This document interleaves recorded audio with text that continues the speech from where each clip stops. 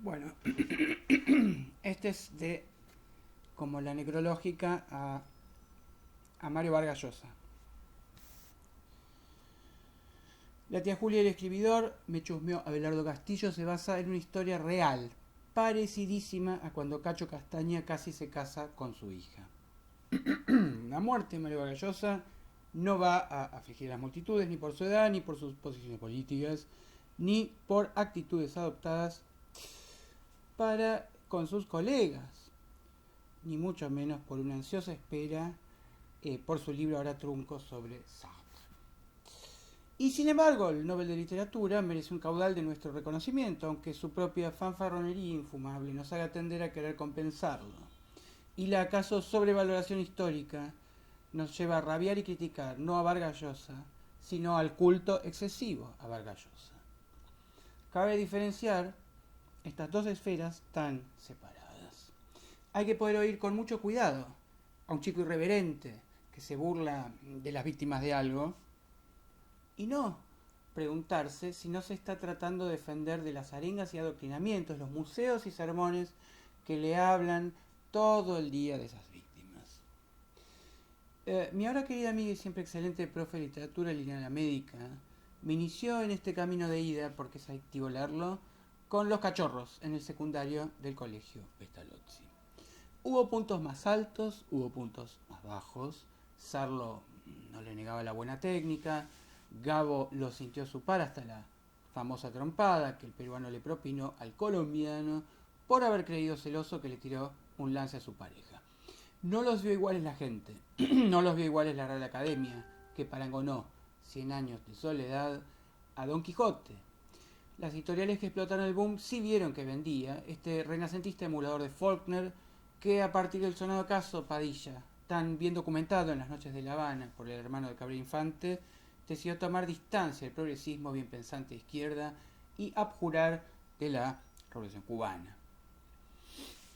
Con García Márquez, amigo personal de Fidel, sobre esto, como estoy leyendo estas excelentes memorias de Tennessee Williams, y él solía visitar Cuba, y aún después de la revolución le presentan a Castro y él queda gratamente impresionado de lo culto que es Castro, y había también sentido que era horroroso Batista. Hay una obra no muy conocida, un artículo periodístico que habla un poquito de Guatemala, de casos testigos previos donde Estados Unidos podría haber aceptado al nuevo gobierno, hecho la política de apaciguamiento y de ese modo evitado definitivamente que Fidel Castro se vea como acorralado a aliarse con la Unión Soviética. Esto lo dice en uno de sus últimos artículos periodísticos, es decir, ya como volviendo con su corazoncito a la izquierda, del cual se tuvo que apartar realmente por principios y por convicciones, y no de ninguna manera por todo lo que uno tiende a pensar de él, de lo acomodaticio, ¿no? Bien, entonces. Tennessee Williams entonces termina diciendo lo mismo que Vargas Llosa, que fue un poco culpa de la actitud que tomó Estados Unidos para con Cuba, que Fidel se alió con Rusia y entonces los misiles, ni quita lo que sea, no se quita, no tendrías que sacar los misiles. Bueno. Con García Márquez, amigo personal de Fidel, una suerte de rivalidad los volvió a parangonar. Pero la intelectualidad entonces, y realmente no ha dejado de ser del todo así ahora, para la intelectualidad, quedas bien si te declaras enemigo del capitalismo. Un escritor latinoamericano amigo del mercado es como una revista con falsa conciencia de clase, un cipayo, un lustrabotes de los Estados Unidos. Incluso si el presidente de los Estados Unidos usa zapatos y es el dictador cubano quien usa botas. No lo eran, no eran intelectuales liberales a favor del libre mercado Günter Grass, ni Kundera, ni por supuesto los solo entre sí enemigos Theodor Adorno y Bert Brecht. No había nadie que no prefiriera equivocarse con Sartre a tener razón con Raymond Aron. Es el día de hoy que a Houellebecq pretenden desacreditarlo por ser crítico con la extrema izquierda, lo mismo que Alain Finkielkraut, largos, etc. En nuestro medio sufren esa insólita persecución ideológica Gonzalo Garcés y Polo Leixarac, A quien solo gente muy pajera, cuando los cosifica, necesitará imaginar tarados. Ricardo Piglia ha observado la interesante contradicción de Cortázar. Acá se enojó mucho Miguel Gaya porque dice que está equivocado en las fechas. Piglia. Pero bueno, que se quejaba de que para lo latinoamericano se usara el anglicismo. Cortázar se quejaba de que dijera, bueno, si está en latinoamericano, pues decimos boom, que es la palabra inglesa. Mientras fue un mero gorila, exploró una literatura vanguardista que revolucionaría las formas clásicas. Rayuela, bueno, Rayuela es experimental, pero no revolucionó nada y no ha sobrevivido en el tiempo. Cuando abrazó el comunismo, escribió a la manera conservadora de los premios. Bueno, en vez de los premios, digamos, otra obra y chau, no hace falta ceñirnos a este ejemplo. Pero es cierto que lo más experimental lo hace. Igual después hace un libro dedicado a los haikus, que se llama Salvo el crepúsculo, que es una cita de Bayo, y hace Fantomás tiene como una especie de coqueteo con un cómic. Entonces es solo un comentario que hizo Piglia en su momento, ¿no? Que también era muy contrario a Vargas Llosa y que recordaba siempre en sus clases sobre Borges que cuando Vargas Llosa va a entrevistar a Borges a su departamento, se asombra que vive en un departamento tan pequeño y tan modesto y que hay una gotera. Entonces le dice, pero hay una gotera, y la cañería y las molduras y los cimientos. Y cuando se va, Borges dice, me dijeron que me vino a entrevistar un escritor, pero me parece que era un agente inmobiliario. Bueno, Mario Vargas Llosa siempre escribió con una prosa de registro no tan amplio, muy similar, ya sea ensayo, artículo periodístico, novela, siempre con pedantesco didactismo, que a los académicos puede resultar condescendiente y paternalista, pero a los de formación en otras disciplinas puede serles pedagógico. También hay que destacar el frondoso vocabulario, la recuperación de algunas terminologías que él rescata, ¿no? Ancilar, por ejemplo. Realmente recuerdo su artículo sobre las Torres Gemelas, que decía aviones empotrados en las Torres Gemelas. Tiene un gran oído para la palabra, digamos prosaica, no digamos pero la palabra poética, pero en prosa. Bien. Claro, como es kirchnerista, esto le molesta a Miguel Gaya en realidad. Esto fue. El premio Klein de novela y un poeta, que me sorprendió con su enojo, ¿no? Dado que Cristina nos enseñó en este país, antes de decir si nos gustan o no los conciertos de Brandenburgo, a dirimir si Bach admitió que fueron 30.000 los desaparecidos, parece obvio rotular a Mario Vargas Llosa de cobarde, de acomodaticio, de converso, de vendido, a loro yanqui, de traidor, de hacherista. Entonces, insólitamente, querría recordarles lo valiente que fue en su momento,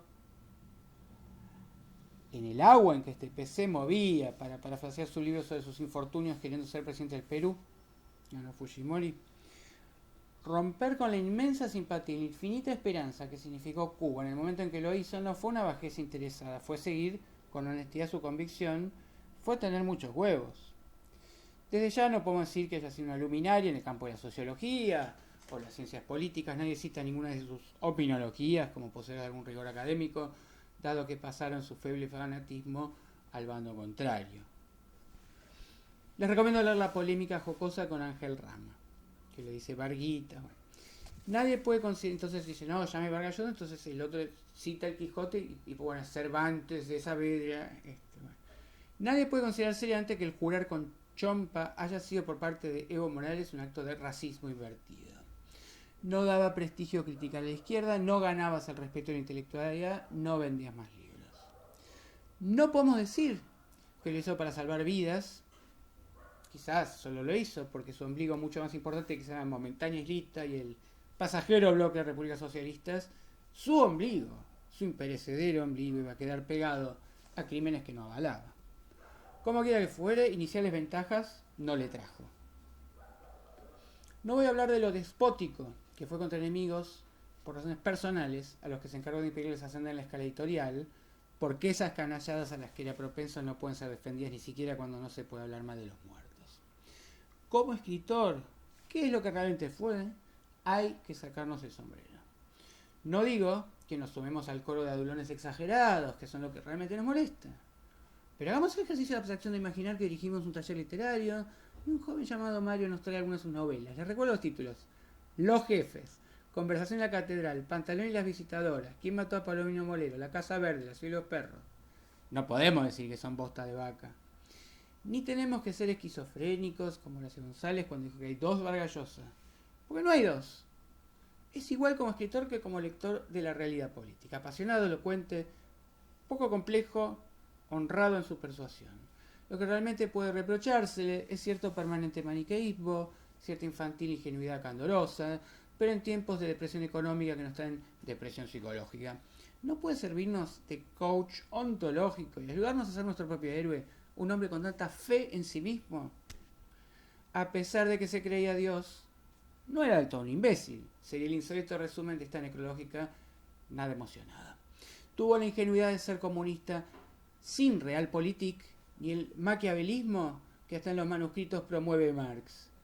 En su condición de alma bella de cristal tuvo las agallas para abandonar a los camaradas en pleno éxito, como quien ya no se puede divorciar en su no matrimonio, para no dar pasto a las fieras que le hicieron fama de rayado de miércoles, no mostró la misma incisiva y aguda actitud de criticismo para con la derecha. Sus libros van a sobrevivir. No todos, ciertamente no va a sobrevivir Cartas a un novelista, escrito de la manera del libro que Rilke escribió sin saberlo, ¿no? Porque un joven Klopp le manda una carta, usted me recomendaría, yo quiero ser poeta, a Rilke. Rilke le manda cartas, la publican Cartas a un joven poeta, los consejos busquen su interioridad, si pueden escribir, entonces no escriben. Allí define al novelista como el que hace el striptease al revés, a la nada la va recubriendo de ropajes. A partir de hoy este talentosísimo portento quedó reducido a su nada, va a sufrir los embates de los enemigos que se perfiló para tener. Sé que amamos a los poetas malditos, caemos en la demagogia de los Bukowski, pero creo que podemos reivindicar a Mario Vargas Llosa por su integridad, por la legibilidad entretenida y ágil. Sustraigámonos, por favor, a lo que más odiamos de él, porque no es de él, sino de quienes lo han inflado para que lo admiremos como ídolo, y de quienes lo han inflado para que lo repudiemos como colaboracionista de una ideología sanguinaria y explotadora. Tomemos sus palabras, su clásica recuperación de toda la tradición occidental en el discurso de recepción del Nobel, tomemos, bebamos, brindemos con su envidiable capacidad de amarse a sí mismo y el tener por ende que hacer suficientes méritos equivalentes para merecer ese orgullo.